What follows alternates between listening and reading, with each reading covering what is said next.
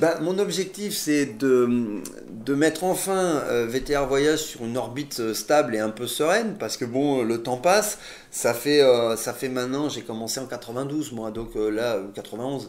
Donc je suis quand même, je suis en danseuse dans la côte depuis 30 ans, quoi. Je commence à fatiguer des mollets, hein, voilà. Donc j'aimerais bien un petit peu de sérénité, un petit peu de tranquillité. C'est quand même une société qui est pérenne, enfin qui est pérenne, en tout cas qui a une vraie authenticité, une vraie existence depuis plus de 15 ans maintenant, VTR Voyage. Donc je pense que on a prouvé qu'on était viable, on a prouvé qu'on faisait du bon boulot, on a envoyé 12 000 personnes au ski l'année dernière, j'ai pas reçu un recommandé de réclamation.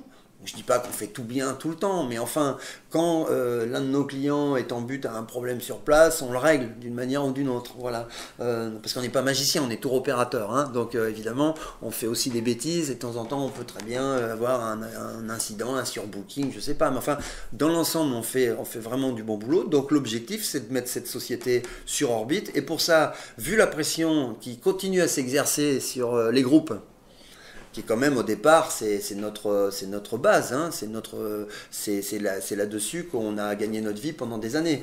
Puisque cette pression sur les groupes demeure aussi forte, intense et impunie, parce que là, évidemment, vous comprenez bien que suite au jugement qui a été donné récemment, notre adversaire s'en donne à cœur joie aujourd'hui, quoi, hein, il continue de plus belle. Et nous, bon, qu'est-ce que vous voulez qu'on fasse?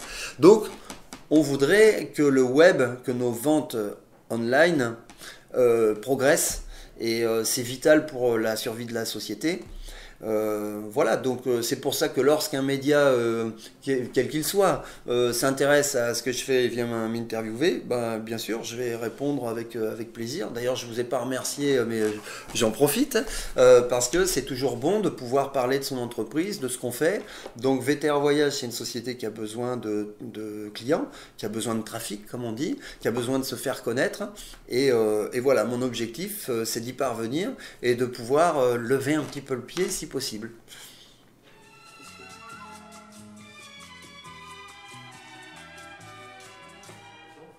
Ah ben oui, je viens d'en parler et donc bien sûr ça ne me dérange en aucune façon puisque je suis pas un lapin de l'année, on peut pas me raconter n'importe quoi. Je vais pas cacher mon âge, j'ai 50 ans, je suis père de famille, je suis chef d'entreprise j'en ai marre qu'on me prenne pour un con, on va le dire comme ça. Et c'est exactement ce que font les médias en permanence en nous bourrant le mou avec tout un tas de fausses informations. Et je considère que, à l'instar de Monsieur Zemmour, je crois, hein, qui l'a dit tel quel, je considère qu'Égalité et Réconciliation est un site de réinformation ou en tout cas d'information qui en vaut largement d'autres parce que il est un peu polémique, alors il est un peu sulfureux, il plaît pas à Monsieur Valls. Moi, j'ai pas voté pour lui, donc de toute façon, je n'ai pas un immense respect ni pour cet homme ni pour son gouvernement. Je peux le dire ouvertement. Je crois que je suis pas le seul. Donc, pour moi, ER, c'est un média. C'est même, d'après ce que j'ai compris, un média très vu, très suivi par des centaines de milliers de personnes, voire des millions. Donc, je suis chef d'entreprise, commerçant. J'ai besoin de faire connaître ma marque. Alors je réponds à cette interview avec plaisir et sans aucune arrière-pensée. Et si ça déplaît à quelqu'un, je pense qu'il me le signifiera d'une manière ou d'une autre.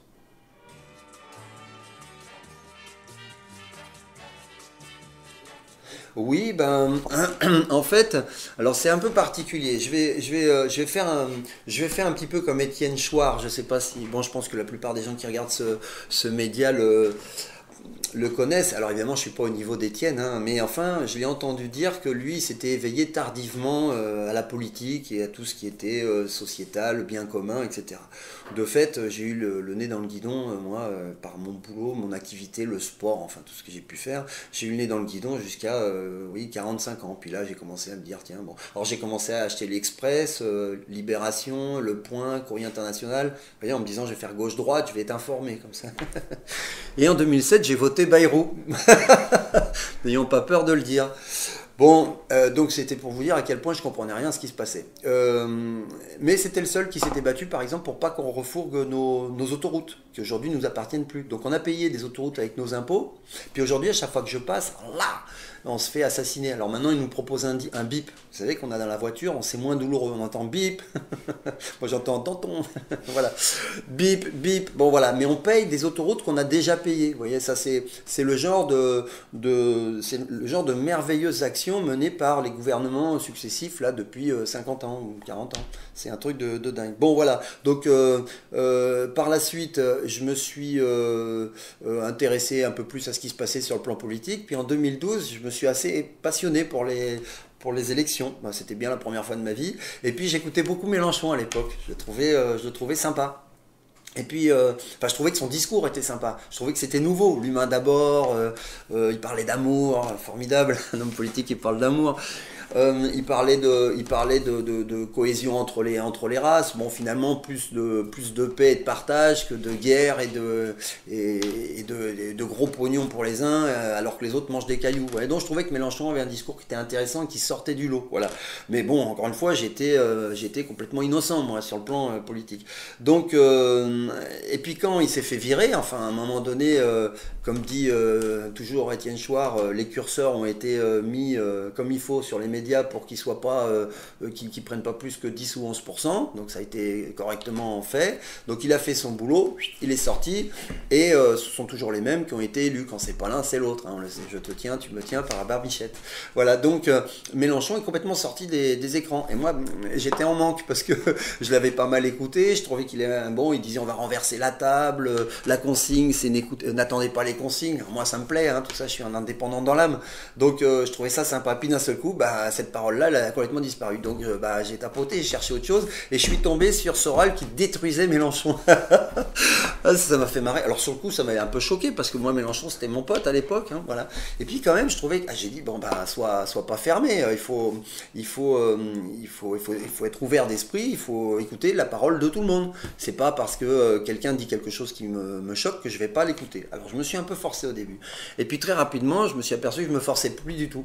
Parce que j'ai vraiment... Bah, d'abord parce que c'est le seul homme, on va dire... c'est pas un homme politique réellement, quoique, en réalité, il fait de la politique, lui, il fait de la real politique, Soral. Mais bon, c'est un homme public, on va dire ça comme ça. C'est le seul qui a dit, que j'ai entendu dire, que les gérants de PME étaient les plus informés potentiellement de ce qui se passait dans le pays, parce qu'ils étaient confrontés au système et aux dérives du système en question.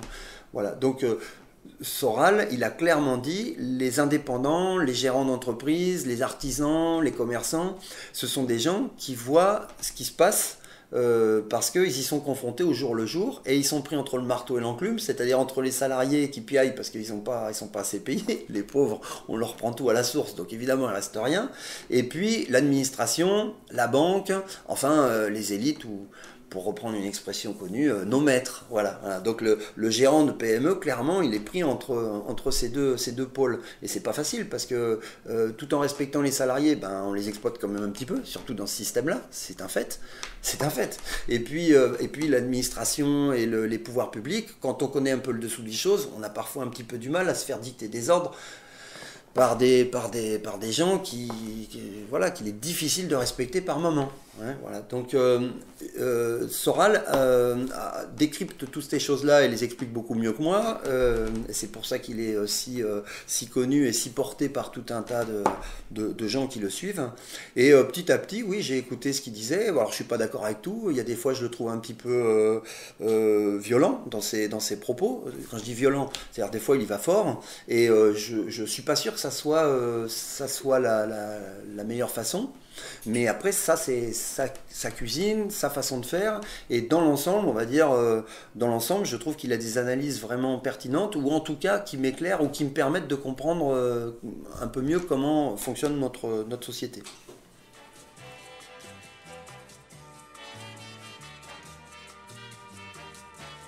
Donc moi, mon but, ça serait par ce biais, entre autres, hein, de faire connaître ma société, puis éventuellement à terme, pourquoi pas, de faire des promotions spéciales ER ou des choses comme ça peut être sympa.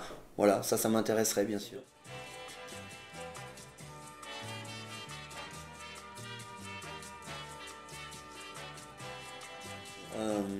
un capital à 6 chiffres, des appuis, du réseau et éventuellement un papa banquier, c'était très compliqué de se lancer dans le business actuellement dans notre beau pays. Je crois que c'est compliqué dans plein de pays, mais alors en France, on doit être sur le podium, hein, probablement. C'est une catastrophe. Donc, mes conseils, alors plus que des conseils, c'était une description de ce que j'avais pu rencontrer comme difficultés par thème. Hein, voilà, donc la finance, les relations avec les fournisseurs, avec les clients, etc., etc. Et je finissais cet article, je crois, en disant que bon, on peut faire du business encore, bien sûr, il faut quelque part, que c'est bien d'être indépendant parce que ben, le salariat, c'est les embouteillages, puis quelque part c'est un petit peu le servage, quoi. Hein, c'est la routine, c'est le quotidien, c'est enfin le quotidien lassant, c'est le fait ben, de devoir se soumettre à un pouvoir, déjà que tous les jours, chaque jour qui passe nous soumet un peu plus au pouvoir en place, mais en plus dans l'entreprise, quand on est salarié et que ça se passe moyennement bien, je sais pas, pour pas les citer comme chez Amazon ou McDonald's ou Carrefour ou Decathlon, qui ont quand même c'est des grosses boîtes qui écrasent leur personnel, qui ont vraiment une politique, oui, je parlais de servage, mais on y est presque, quoi, hein, c'est bon, le salariat. Alors échapper à ça, c'est une bonne chose. Pour y échapper, on peut être indépendant, mais il faut faire attention comment on devient indépendant. C'est-à-dire que si, comme le naïf que je suis, on y va habillé en tête en disant moi je vais pas tricher, je vais faire les choses bien, je vais aller dans le système à fond, sans me poser trop de questions sur la faisabilité du projet. Enfin, la faisabilité économique, bien sûr, on se pose des questions, on fait une étude de marché, on fait ce qu'il faut, mais ensuite, on ne se demande pas si, quand on est jeune entrepreneur, on ne se demande évidemment pas si l'administration va nous aider ou si les autorités vont être, enfin, ou si le système global tel qu'il fonctionne va nous porter. Moi, j'avais la croyance que ça serait le cas. Je pensais que si je travaillais correctement, si j'étais honnête, si j'étais courageux, si j'étais entreprenant, tout allait bien se passer. Parce que c'est ce qu'on m'a appris à l'école laïque, gratuite et obligatoire, ou obligatoirement laïque, comme j'ai pu le lire récemment. Ça m'avait plu, ça. Ce qu'on m'a appris dans cette école, que j'ai comme vous subi pendant 15 ou 20 ans, c'est que le courage, l'abnégation, l'honnêteté avaient forcément pour vertu d'amener à des résultats. Voilà. Et ben ça, c'est pas vrai.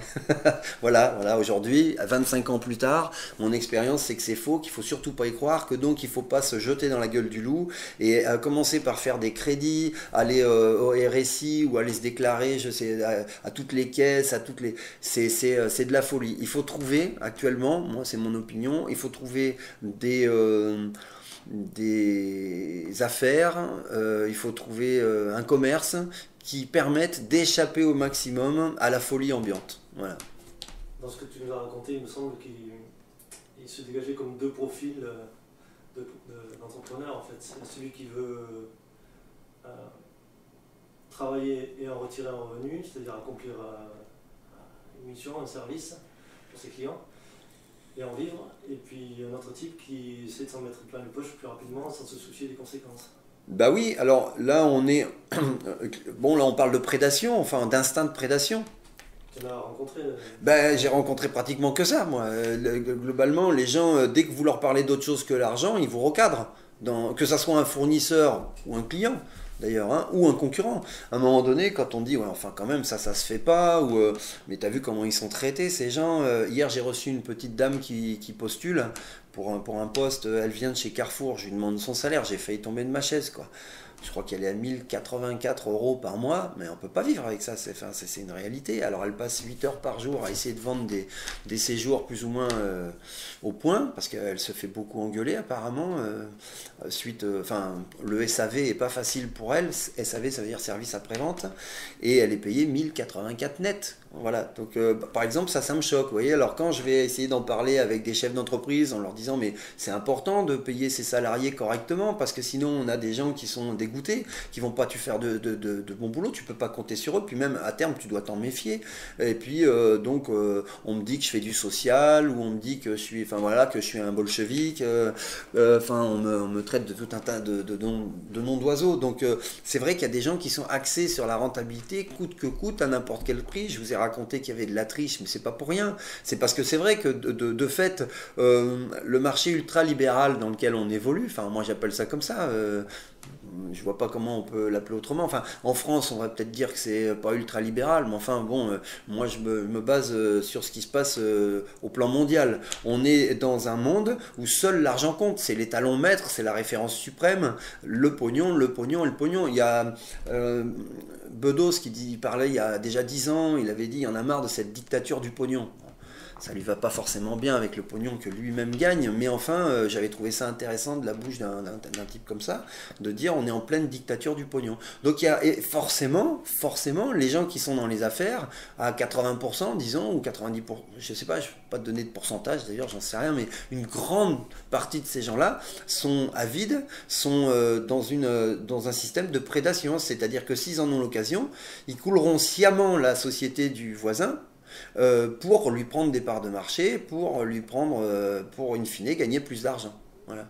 Donc il y a heureusement encore beaucoup de gens dans ce pays, souvent d'ailleurs des artisans, souvent des petites boîtes qui font leur boulot avec du cœur, avec de l'implication personnelle, avec de la déontologie, c'est-à-dire le but c'est de faire du commerce au sens étymologique du terme, je crois que ça voulait dire échange il y a quelques 500 ans, enfin en tout cas ça signifiait ça, c'est-à-dire comme disait notre brave Ségolène Royal, gagnant-gagnant, voilà, je viens chez toi pour t'acheter quelque chose dont j'ai besoin, mais tu m'arnaques pas, tu me le vends au bon prix, puis je repars content, puis toi tu as gagné ta vie, donc tout va bien. Voilà, c'est ça le commerce, en principe. Mais c'est pas ce qui se passe aujourd'hui, quel que soit le domaine, hein, pas que dans le tourisme, évidemment, quoi. Bien souvent, c'est si jamais tu fais la moindre erreur, je te prendrai tout. Et j'ai le droit. D'ailleurs, ça aussi, je l'ai entendu récemment. J'ai entendu récemment un rabbin dire que dans sa religion, on n'a pas le droit on n'a pas le droit de voler le goïm. On n'a pas le droit. Bon, par contre, s'il fait une erreur, tant pis. Alors, c'est assez impitoyable. Hein, c'est l'univers impitoyable de JR dans les années 80. Là, vous vous souvenez, Dallas, ton univers impitoyable. Voilà, je sais pas, ça fait frémir les gens. Mais quand c'est impitoyable, ça veut dire qu'il n'y a pas de pitié. Ça veut dire que, enfin, si on réfléchit 2 minutes, ça veut dire qu'on peut tous en être victime à tout moment. Hein, pas que moi, petit gérant de PME.